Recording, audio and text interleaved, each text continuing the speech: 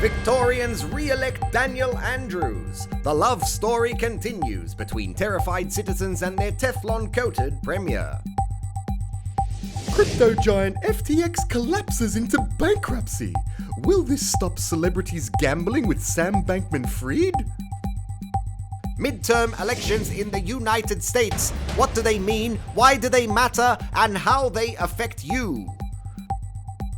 And AI art, is it any good? We find out whether artists should start turning in their brushes for a good old laptop.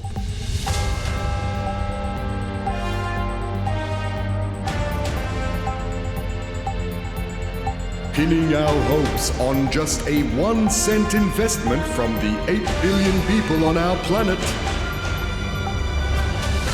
Information News Network with Brian Sockington and Sandy Hosier.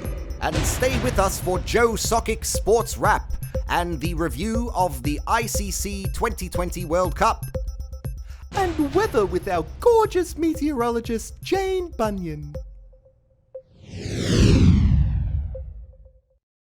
Well, there's at least one person on our overpopulated planet who feels like everything's going well today. Dan the Man Andrews has won over the hearts and definitely the minds of voters in another Dan-slide election victory, becoming Premier of Victoria for the third straight term, despite a 6.2 swing against his Labour Party and the lowest voter turnout since compulsory voting was introduced. Opposition leader, the Drudge. Who was the opposition leader? Yes, what was his name? Yes, that guy. What was his name? Matt Guy. Matt Guy. Well, Matt Guy, the opposition leader, barely rated a mention throughout the election, unable to break through a Teflon-coated consummate professional like Andrews. His signature sledgehammer style obliterating any doubts or questions about his progressive, socialist and partisan leadership. Christinia Solich joined the throngs of Victorian comrades celebrating the continuation of the Andrews regime.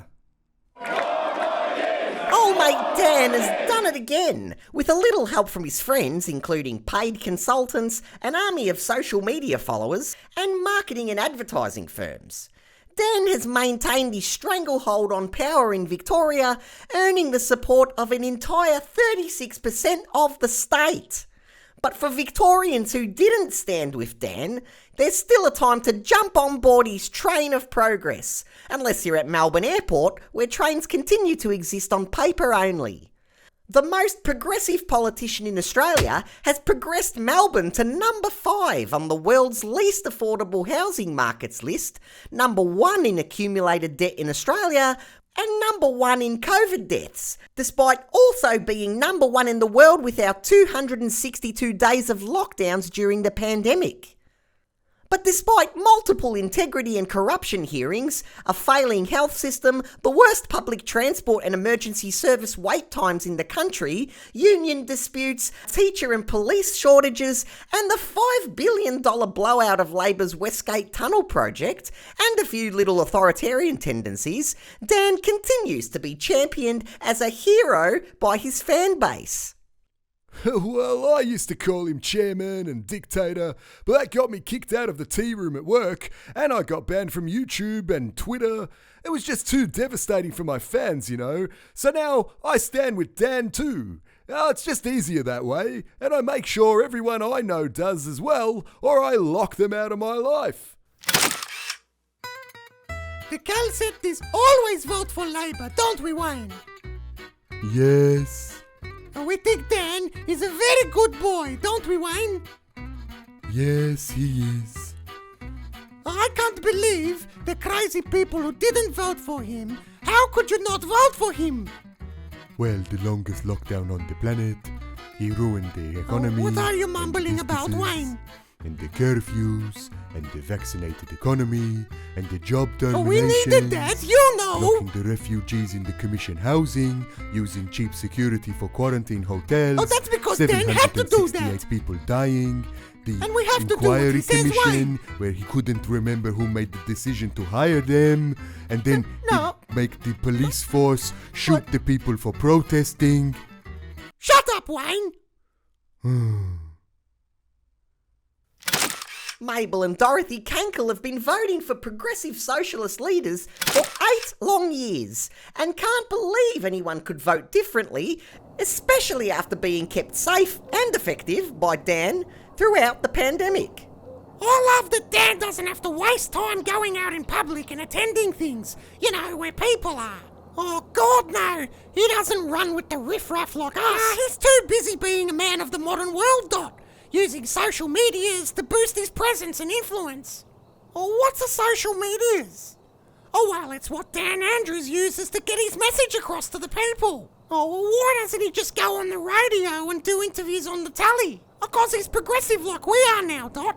Why do an interview on TV that people might not like when you can just go on the internet and tell them what they need to hear? Oh, you remember the press conferences he did every day during COVID? Oh, he was magnificent, wasn't he? I loved when someone asked a question and he made them sound like an idiot. So the people have spoken and Dan is ready for another 4 years, promising to do whatever needs to be done. And Victorians know he'll use whatever means necessary from his, quote, catalogue of unethical, inappropriate behaviours and concerning practices, as the Anti-Corruption Commission has previously pointed out. Christinia Solich, INN News. 2023 will see Andrew surpass 3,000 days in office, becoming Victoria's longest-serving Labour Premier, so Melburnians can look forward to another statue of a white male politician that his supporters can genuflect in front of in between campaigning for all the others to be torn down. Cryptocurrency exchange FTX has filed for bankruptcy as founder Sam Bankman-Fried was forced to step aside as chief executive, or whatever it was that he did.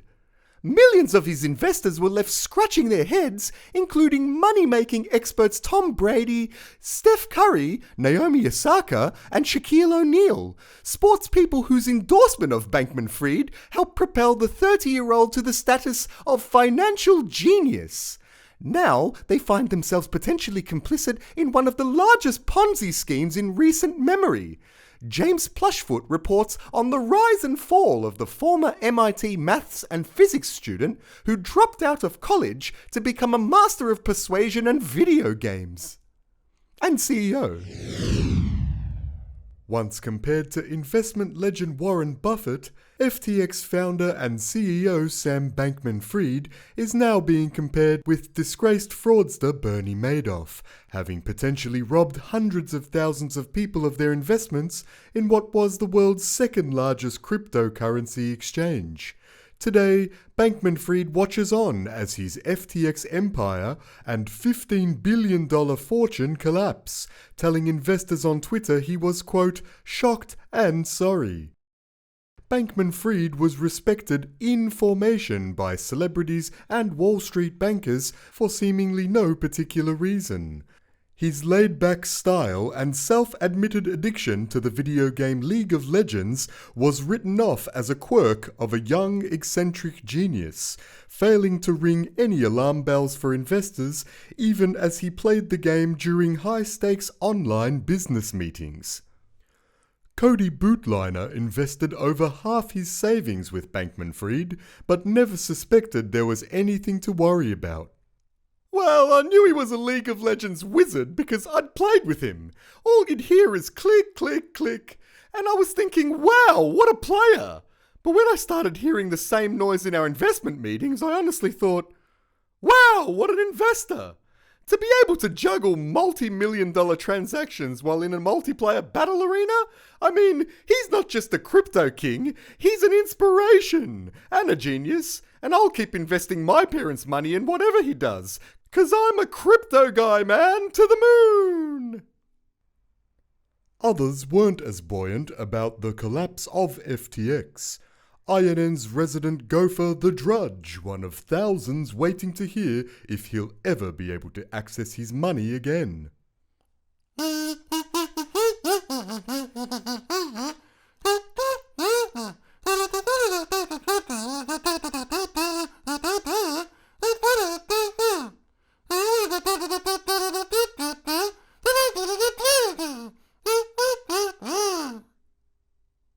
FTX will now be under investigation by the FBI and financial authorities.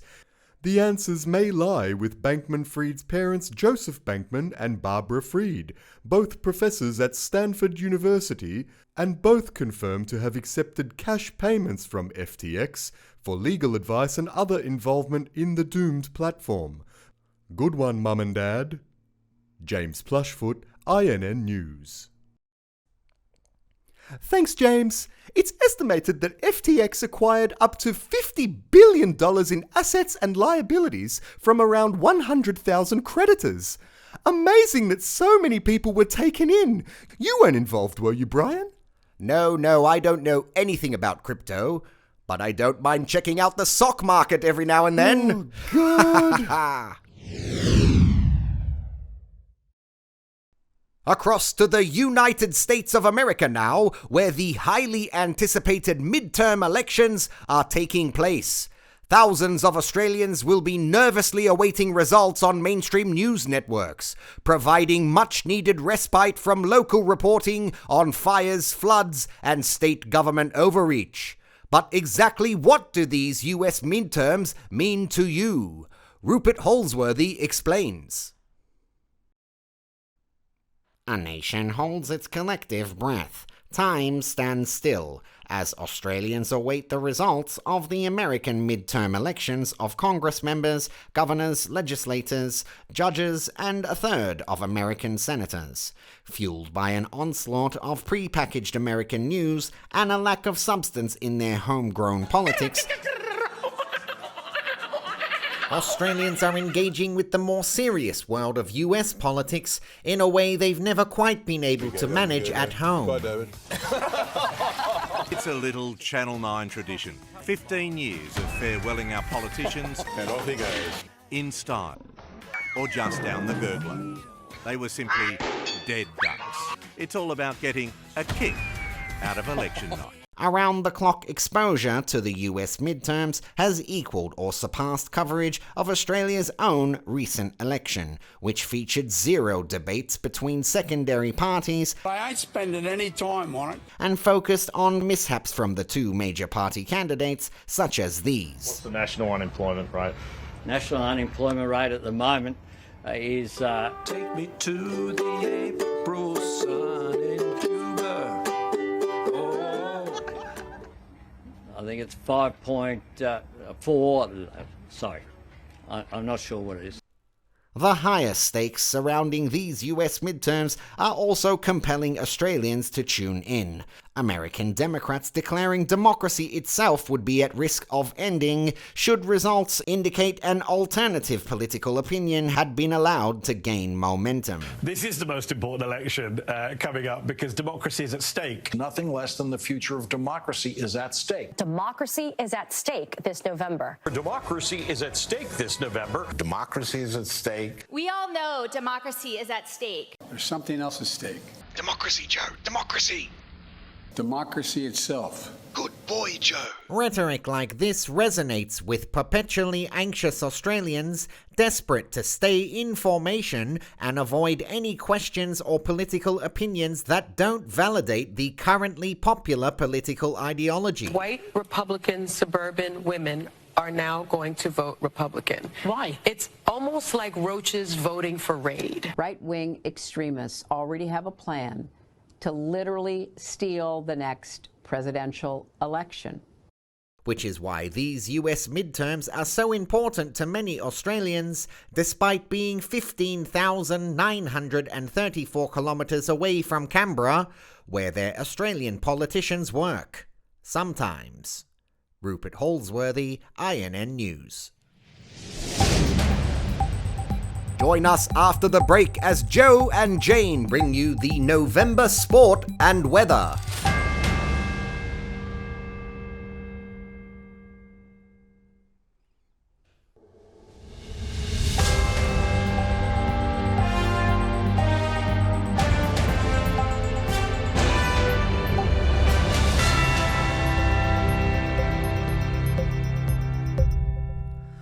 now to Joe Sockick with some cricket news, I think. And Joe, the T20 World Cups was on, wasn't it? Yes, it's just wrapped up, Sandy. Where have you been, mate? After a short COVID delay of 2 years, the short-form Cricket World Cup took Australia by storm. Unless, of course, you played for Australia, the defending champions pretty much slept through their group stage matches before being knocked out at their home tournament pre-finals. The real excitement was provided by 90,000 Indians and Pakistanis who crammed into the mighty MCG in Melbourne to watch their team slug it out in a thrilling group match. Great, Joe. Cricket's great. Is that it? No, there's more, Sans. Over 750,000 people attended matches throughout the tournament, and while the Indians just failed to meet their Pakistani rivals for the finals, England stepped up and won it in front of 80-odd thousand people. Bloody fantastic stuff, Sandy. Okay, thanks, Joe. Oh, no, there's still more, mate. There's sports wrap now. Okay, but no cricket.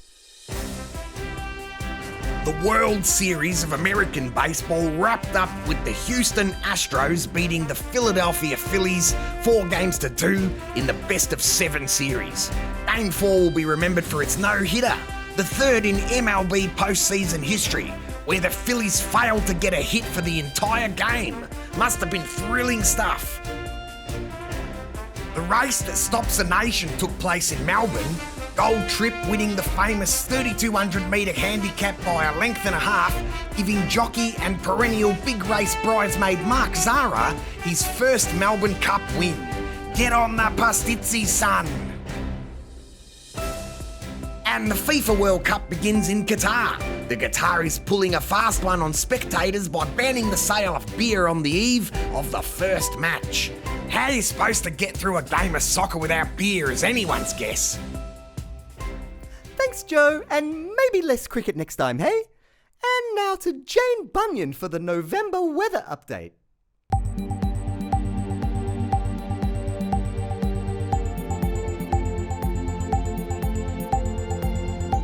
Jane, I think we're all looking forward to something other than cricket talk at the moment, so what have you got for us? Yeah, Sandy, I kind of like cricket, actually. And I mean, Joe takes it to the extreme, but he's a nice guy, and he does enjoy other things, you know, like... yes, and the weather, Jane? Yes.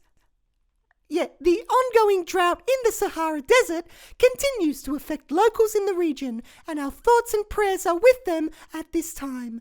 Cold weather is expected to affect Arctic regions, with snow and low temperatures making things very difficult for beachgoers and ice cream vendors. A reminder that over a quarter of the planet is experiencing the season of spring, and that means pollen counts creeping up again. So if you happen to be in the vicinity of bees or other flying insects, please ask them nicely to keep their pollination to themselves. And now to our new and improved 9.5-day forecast, which we will scroll on the screen now to improve its readability. And as you can see, guys, can you roll that back? Guys, the forecast just rolled off the screen. The forecast... Thanks, Jane, and good luck on your date with Joe. We're not dating. Keep it to yourself, will ya? This will be everywhere. You know, the thing. How was I supposed to know? Well, the world has surpassed a population of 8 billion. And while we may not be zooming around in flying cars just yet, we have entered the age of artificial intelligence, in lieu of regular intelligence, as demonstrated by these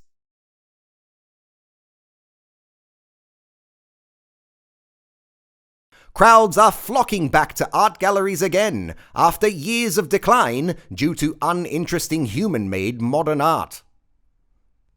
The exhibition features works by DALL-E, a $600,000 open-source GPT-3 AI that anyone can use, sparking controversy about the future of art, artists, and the nature of creativity.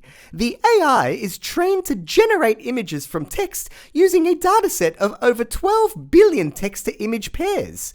Exhibition host Bitforms has reassured art lovers that AI assistance in the art world is totally valid, so I guess there's no need to think about it anymore. Ah, so it is valid art then. I was wondering whether I was allowed to like it or not. So was I, Brian, and now that I know I can, I love it! Let's get one for the studio if donations go well. Yes, maybe someone can whip one up of our studio, Sandy. Maybe with us in it. Send your INN AI art to thehand@informationnews.com and we'll put the best ones up in our studio.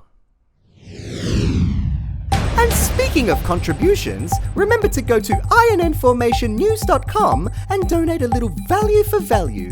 If you're enjoying INN, send what you think it's worth so we can keep making new episodes and documenting history. Beautifully said, Sandy. But until next time, may our news be your views, and goodbye. Goodbye.